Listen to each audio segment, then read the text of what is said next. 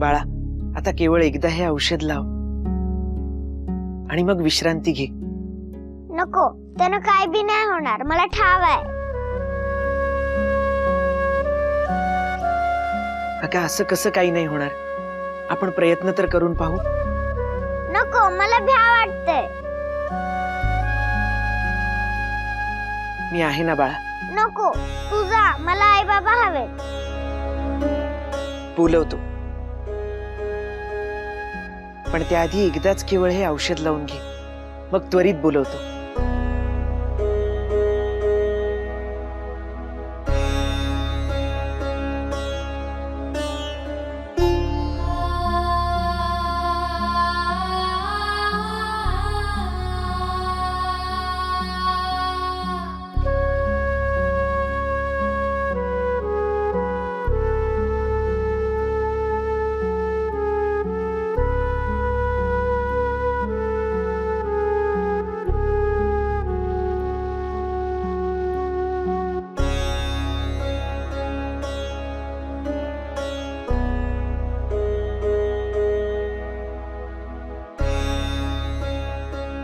वैद्य बुवा, लेकरा, तू वाईट वाटून नको घेऊस.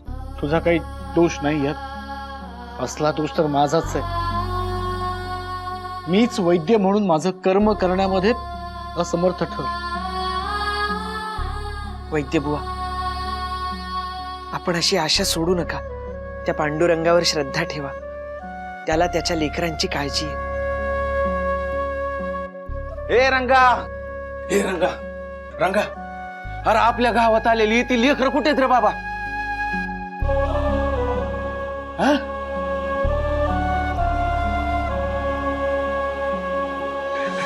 अरे अरे अरे, लेकरा, लेकरा, तू आमच्या जीवाभावाच्या माणसासाठी एवढं कष्ट करतोय आणि आम्ही तोंड लपवून गावाच्या बाहेर जाऊन वनात जाऊन बसलो. आमची आम्हालाच लाज वाटली बघ. आता फक्त तुम्ही सांगा, तुम्ही काय बी काम सांगा, हा गुणाजी तुमच्या कामाला एकदम पुढे बघा.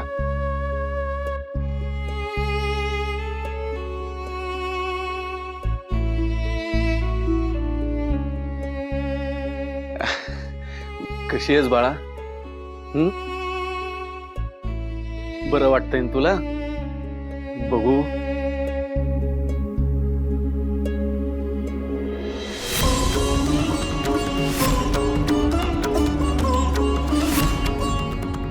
वैद्यबा, वैद्यबा, अहो लेकराच्या हातावला चट्टा नाहीसा झाला. बघा ना, बघा. काय बघू? या या, अहो बघा. उठ, बाजूला हो, बाजूला हो, बघू दे.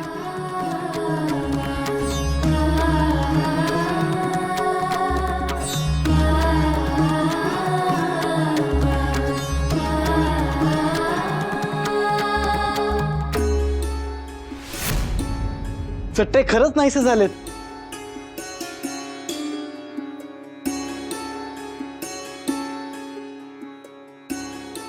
वैद्यबा, तुमचं औषध कामी आलं. अरे गुणाजी, यात माझं श्रेय काहीच नाही. माझे तर सगळे यत्न अयशस्वीच झाले होते.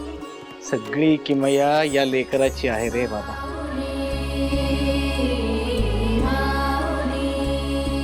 नाही, मी केवळ त्या पांडुरंगाला विनंती केली आणि त्याने ती ऐकली, इतकंच.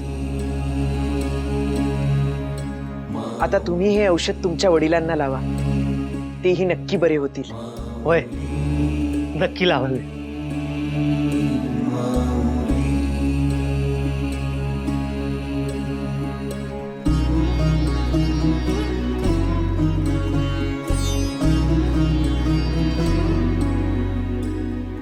लेकरा,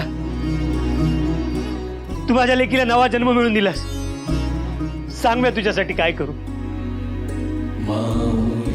एकच करा, या ग्रामात ज्या ज्या लोकांना ही व्याधी झालीये त्यांना या औषधाबद्दल सांगा. त्यांना ते उपलब्ध करून द्या आणि तुमची ही गोड लेक तिला छान मोठं करा. आणि तुमच्या वडिलांना सांगा की त्याने जे हे नव्या आयुष्याचं दान पदरी टाकलंय त्यात आता कोणतीही कटुता नको. समरसून भरभरून आयुष्य जगा. आयुष्यातल्या प्रत्येक क्षणाला काही ना काहीतरी द्या. मला खात्री आहे तो क्षण सुद्धा तुम्हाला काही ना काहीतरी देईल.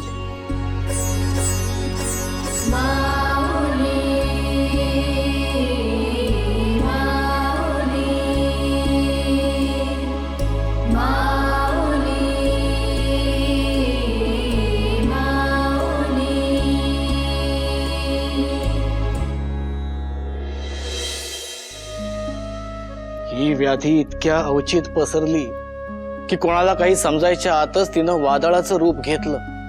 माझ्या डोळ्यासमोर या ग्रामातले कित्येक जण एका मागून एक पटापट बळी पडत गेले.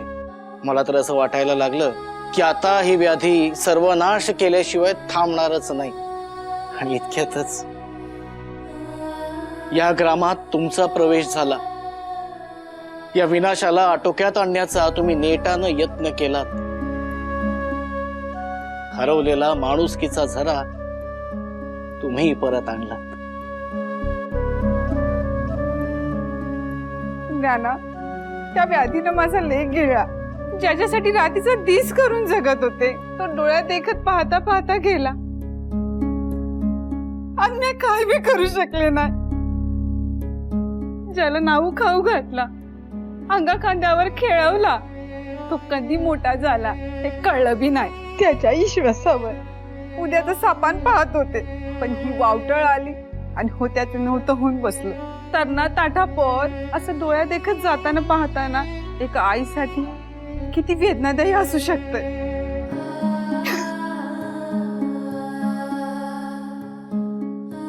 नाही, आम्ही आपलं दुःख जाणतो. आपल्यावर ओढवलेली परिस्थिती कठीण आहेच. माई, आपलं माणूस आज आपल्या सवे आणि उद्या त्याच्या केवळ आठवणी उरतात.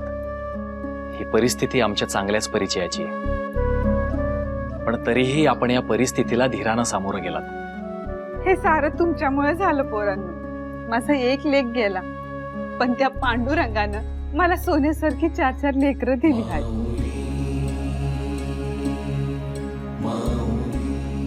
मी तर जगण्याची आशा सोडली होती, पण आता मला माझा आई पण गवसला आहे. माझ्या अखेरच्या श्वासापतून मायेचा आणि प्रेमाचा जो कोणी भुकेला असेल त्या जीवाला मी जीव लावणार आहे. माझा तर माणूसपणावरचा विश्वासच उडाला होता, पण तुमच्यामुळे तो परत आला. एखाद्या संकटाच्या काळी आपल्या माणसाची साथ द्यायची की त्यांना वाऱ्यावर सोडून द्यायचं याची जाणीव करून दिलत बघा तुम्ही. जन हो, यात आम्ही काहीही केलेलं नाही. पांडुरंगानं हे घडवून आणलंय. त्याची जशी योजना असते त्यानुसार सारं काही घडत असतं. ज्या ज्या वेळी माणूस आपली माणुसकी विसरतो त्या त्या क्षणी तो भगवंत कोणत्या ना कोणत्या रूपात येऊन आपल्याला योग्य मार्गावर आणत असतो. ही व्याधी बरी होण्याचं खरं श्रेय जातं ते वैद्यबुवांना. कोणत्याही मोलाची अपेक्षा न धरता स्वतःचा जीव धोक्यात घालून त्यांनी रात्रंदिवस कष्ट केली. स्वतःच्या ज्ञानाचा आणि अनुभवाचा कस लावला आणि त्याचाच परिणाम म्हणून ही व्याधी दूर झाली. तुम्हा लेकरांची मन किती मोठी आहेत रे. तुमच्या मनासारखाच उदारपणा जर प्रत्येकाच्या मनी रुजला तर या विश्वातील सारी दुःखे, साऱ्या अडचणी एका निमिषात संपून जातील. जे तुमचं श्रेय आहे ते देखील तुम्ही माझ्यासारख्या पामराला देऊ करताय. मला कळत नाहीये मी काय बोलू. तुम्ही देवाचीच लेकरं आहात रे बाळांनो. तुम्ही देवाचीच लेकरं आहात. अखेरीस आपण ग्रामात परत आलातच.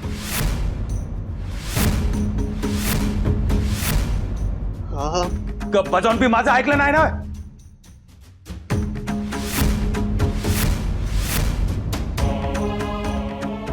दादा, तुम्ही हे पोरी, थांब तिथंच. एक पाऊल बी पुढे टाकलास ना तर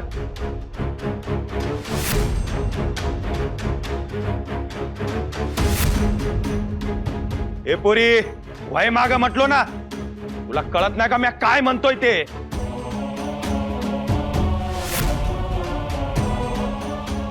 तुम्हाला हिंसाच करायची आहे ना, मग खुशाल घाव घाला माझ्यावर.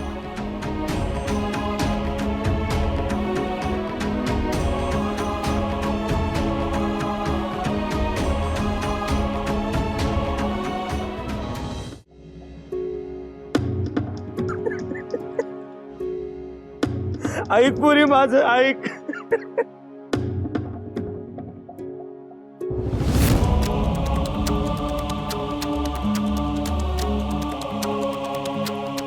दूर व्हा, नाहीतर माझ्यामुळं तुम्हाला बी ही व्याधी होईल. मी असा वंगाळ वागलो, त्यामुळं पांडुरंगाने मला शिक्षा दिली. दादा असं नका बोलू. आपल्यावर पांडुरंगा एवढी माया आणि प्रेम करणारं ह्या जगी दुसरं कोणी आहे का? तो असं वाईट नाही वागत.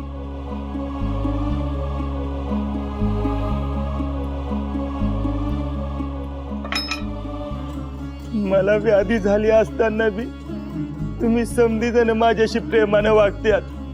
म्या पापी आहे, म्या पापी आहे, म्या पापी. दादा हो काय करताय? दादा,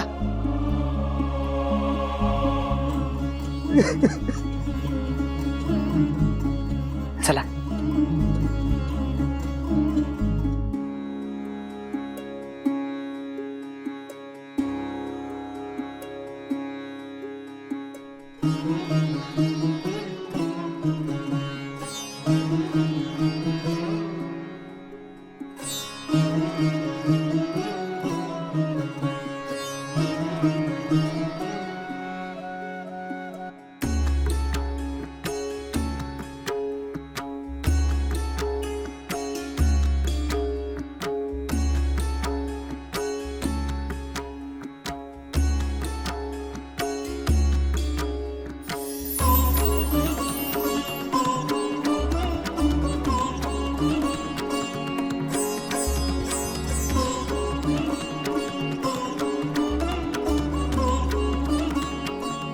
पोरांनो, तुम्ही देव बनूनच आलात. दादा, देव तो असतो जो अनंत आणि अमर्याद असतो. आम्ही आपल्यासारखीच सामान्य माणसं आहोत. आम्हालाही आपल्यासारख्याच मर्यादा आहेत. दादा, संकटात असताना एका जीवानं दुसऱ्या जीवाला हात देणं, त्याला जगवणं, हीच तर खऱ्या माणूस धर्माची ओळख आहे ना. आणि हे सगळं करत असताना तुमच्या अंगी ते स्वतः करत असल्याचा लवलेशही नाहीये. एका हातानं काही देत असताना दुसऱ्या हातालाही कळू द्यायचं नसतं, असं आपले पूर्वजच सांगत आलेत ना. लेकरांनो, अरे तुमच्यामुळं ही माणसं टिकली आणि माणूसपणही. भविष्यात माणुसकीचा साकव तुमच्याच हातून बांधला जाईल, ही काळ्या दगडावरची पांढरी रेग आहे. तुम्ही चारही भावंड खरोखरच अलौकिक आहात.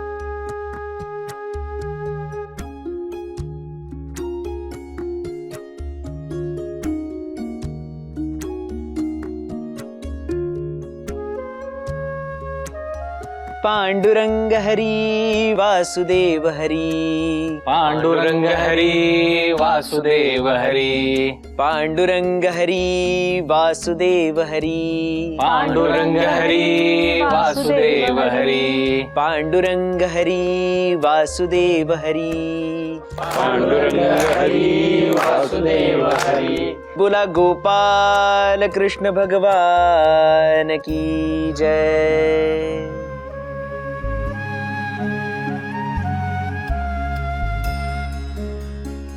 गुणीजन हो, 84 लक्ष योनीमधून प्रवास केल्यानंतर आपल्याला हा मनुष्य जन्म प्राप्त झालाय. आपल्याला आपल्या वेदना भावना व्यक्त करता येत आहेत. हे त्या हरीनेच आपल्याला दिलेलं वरदान आहे. माणूस एकटाच जन्माला येतो, पण सुखदुःखातून तो इतरांशी जोडला जातो.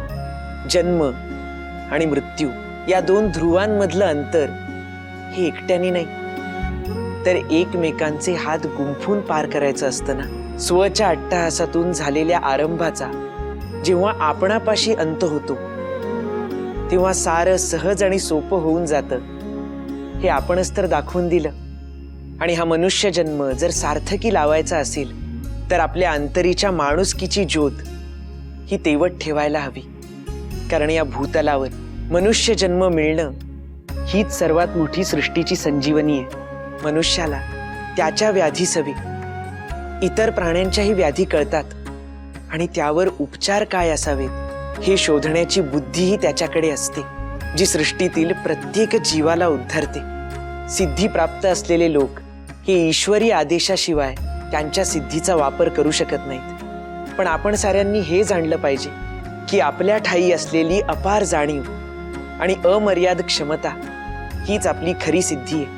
अगदी आदिम काळापासून असं म्हटलं जातं की मनुष्य हा समाजप्रिय प्राणी आहे, कारण तो सभोवती असलेल्या प्रत्येक माणसाचं देणं लागतो. केवळ निकटवर्तीय, नातेवाईक आणि आप्तेष्टांचंच नव्हे, प्रत्येकालाच सुखाची ओढ असते हे मान्य आहे. पण या सुखाच्या ओढीपायी आपले डोळे इतकेही दिपले जाऊ नयेत की समोरच्याचं दुःख, दैन्य आणि दारिद्र्य आपल्याला दिसू नये. सुखाच्या प्रसंगी सारे जणच आपल्या सवे असतात, पण माणसाला माणूस म्हणून जोखायचं असेल तर आपत्ती यायला हवी. स्वतः जगण्यासाठी धडपडणं, जगण्यासाठी प्रयत्न करणं हा प्रत्येकाचा अधिकारच नाही, तर ते कर्तव्य सुद्धा आहे. पण हे करत असताना दुसऱ्याला सहाय्य करणं, दुसऱ्याचं जीवन सुसह्य होईल यासाठी यत्न करणं हे सुद्धा आपलं आद्य कर्तव्य आहे. आपण दुसऱ्याला सहाय्य करतोय म्हणून दुसऱ्यांनीही आपल्याला सहाय्य करावं, हा झाला व्यवहार. दुसऱ्याला सहाय्य करणं ही खरी त्या ईश्वराची पूजा असते, आणि ईश्वराच्या द्वारी व्यवहाराला स्थान नाही. आपल्या प्रती कोणाचंही उत्तरदायित्व नाही, मात्र आपलं उत्तरदायित्व प्रत्येकाच्या प्रती आहे ही जाणीव आपल्याला समृद्ध करते आणि त्या हरीच्या अधिकाधिक समीप नेते. भविष्यात या व्याधीसारख्या अनेक आपत्ती येतील. मनुष्यबळाची, संसाधनाची उणीव जाणवेल. आज आपल्याशी हसत खेळत बोलणारी व्यक्ती उद्या असेल किंवा नसेल. एवढंच नाही तर आपले श्वास सुद्धा किती काळ टिकतील याचीही शाश्वती उरणार नाही. या क्षणी आपण इतकंच जाणलं पाहिजे की आपल्या शेवटच्या श्वासापर्यंत आपण इतरांचे श्वास टिकवण्याचा प्रयत्न केला पाहिजे, आणि हा देह मनुष्याच्या उत्कर्षासाठी वाहायला हवा. गुणीजन हो, स्वर्गाची आस धरून पुण्यकर्म करू नका. माणूस धर्माच्या साथीने याच जागी स्वर्ग निर्माण करायचा यत्न करा. बोला पांडुरंग हरी वासुदेव हरी. पांडुरंग हरी वासुदेव हरी. पांडुरंग हरी वासुदेव हरी. पांडुरंग हरी वासुदेव हरी. पांडुरंग हरी वासुदेव हरी. पांडुरंग हरी वासुदेव हरी. बोला गोपाल कृष्ण भगवान की जय.